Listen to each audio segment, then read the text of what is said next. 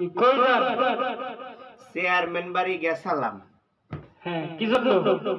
চেয়ারম্যানের দায়িত্বে একটু তেল আনছি। এত বড় তেল দিয়ে কি করবেন? এত বড় তেল? আরে ভাই, আপনি তো আছেন এত বাড়ি তেল লইয়া। এইয়া চেয়ারম্যানের বাড়ি মেম্বার বাড়ি নিলেইয়া এই আমি তেল আমার এইয়া দেশে।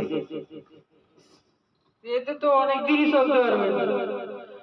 অনেক দিন এই বউরে কবু যে 1 বছর চল ভাই তেল দিয়া। চেয়ারম্যান তেল কি আছে আপনাদের ছিল না নাকি? চেয়ারম্যানের কয়েক বউ পিস্কুল যে গড়মড়ে হরিয়ে বাড়ির আলমারি উলমারি ভাঙে উঠেছে। আমি মনে আছি কয়েকটা গ্লাস দেবে।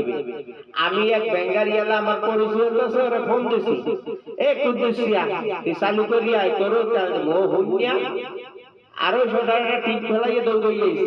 দুইজনের মিলে তেল দিয়েছে, কুদ্দুসের বুদ্ধি নেই। তেল থেকে পিকআপ নিয়ে আইছেন না ব্যাগ নিয়ে আইছেন?